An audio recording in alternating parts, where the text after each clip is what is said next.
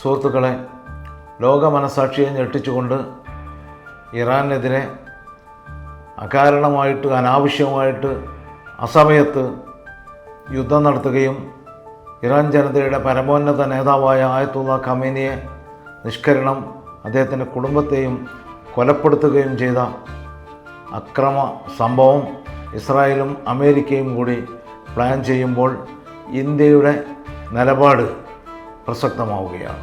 ഈ സംഭവം നടക്കുന്നതിൻ്റെ തൊട്ട് മുമ്പാണ് നമ്മുടെ പ്രധാനമന്ത്രി നരേന്ദ്രമോദി പെട്ടെന്ന് ഒരു ഇസ്രായേൽ സന്ദർശനമുണ്ടാക്കിയതും ഇസ്രായേലിൻ്റെ എല്ലാ അക്രമ പ്രവണതകളെയും അക്രമ പെരുമാറ്റങ്ങളെയും പലസ്തീനിലെ കുഞ്ഞുങ്ങളെ കൂട്ടക്കുരുതി ചെയ്യുന്നതിനെയും എല്ലാം ന്യായീകരിച്ചുകൊണ്ടും ഇസ്രായേലിനെ പുകഴ്ത്തിക്കൊണ്ടും വാനോളം പുകഴ്ത്തിക്കൊണ്ടും തിരിച്ചു വന്നത്.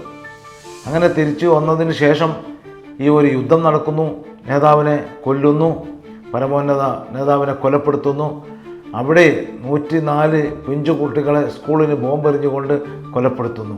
ഇതിലൊന്നും തന്നെ യാതൊരു തരത്തിലും പ്രതികരിക്കാൻ ഇന്ത്യ എന്ന രാജ്യത്തിന് കഴിയുന്നില്ല. നമ്മുടെ ഭാഗത്ത് നമ്മുടെ പ്രധാനമന്ത്രിയോ നമ്മുടെ പ്രസിഡൻറ്റോ ഇവിടുന്ന് ആരെങ്കിലുമോ ഇതിനെതിരായിട്ടൊരു പ്രതിഷേധം പോലും പ്രകടിപ്പിക്കുന്നില്ല. ഇത്രയും നിഷ്ഠൂരമായിട്ടുള്ള ഒരു സംഭവം ലോകത്ത് അരങ്ങേറിയിട്ട് യാതൊരു വിധത്തിലുള്ള കമൻറ്റും പറയാൻ പോലും കഴിയാതെ നാവടച്ച് മൗനം പാലിച്ചു കൊണ്ടിരിക്കുകയാണ് ഈ രാജ്യം.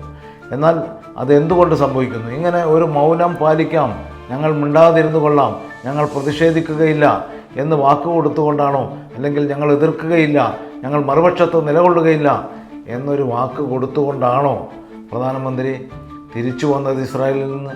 ആ ഒരു വാക്ക് സമ്മതം വാങ്ങുവാൻ വേണ്ടിയാണോ നരേന്ദ്രമോദിയെ ഇസ്രായേലിലേക്ക് പെട്ടെന്ന് ക്ഷണിച്ചു വരുത്തിയത്? ഈ യുദ്ധം ആരംഭിക്കാൻ പോകുന്നതിൻ്റെ തൊട്ട് മുമ്പായിട്ട് ക്ഷണിച്ചു വരുത്തിയത്? അതാണ് സംഭവമെന്നാണ് ലോകമെന്ന് സംശയിച്ചു കൊണ്ടിരിക്കുന്നത്. ലോകത്തിൻ്റെ പല ഭാഗങ്ങളിലും ആ ചോദ്യം ഉയരുകയാണ്.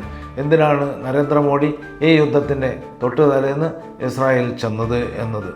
അതിൻ്റെ ഫലം നമ്മൾ കണ്ടുകൊണ്ടിരിക്കുന്നത് അതുതന്നെയാണ്. ഈ യുദ്ധത്തോട് പ്രതികരിക്കാൻ കഴിയാതെ നിസ്സംഗരായി നിൽക്കുന്ന, എവിടെ അക്രമമുണ്ടായാലും പ്രതികരിക്കാനുള്ള ഒരു ശേഷി ഇന്ത്യക്ക് മുമ്പുണ്ടായിരുന്നു.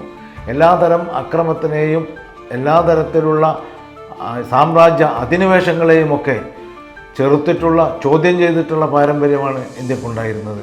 എന്നാൽ അതിന് വിപരീതമായിട്ടുള്ള സംഭവങ്ങൾ നടക്കുന്നു. നമ്മുടെ നാവ് അടഞ്ഞു പോകുന്നു, നാം നിശബ്ദരായി പോകുന്നു.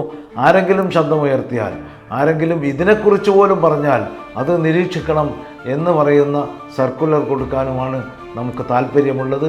ആ തരത്തിൽ ഇന്ത്യയിലെ പ്രവണത, അതായത് ഒരു ഭാഗത്ത് ട്രംപ്, മറുഭാഗത്ത് നെതന്യാഹു, വേറൊരു ഭാഗത്ത് നരേന്ദ്രമോദിയും ഉൾപ്പെടുന്ന ഒരു ത്രിമൂർത്തി സഖ്യം രൂപപ്പെടുത്തിയിരിക്കുന്നു എന്നതിൻ്റെ തെളിവ് കൂടിയായിട്ട് വേണം ഇതിനെ കാണുവാൻ. കൂടുതൽ വാർത്തകൾക്കും വിശേഷങ്ങൾക്കും ന്യൂസ് ലൈവ് TV സബ്സ്ക്രൈബ് ചെയ്യൂ.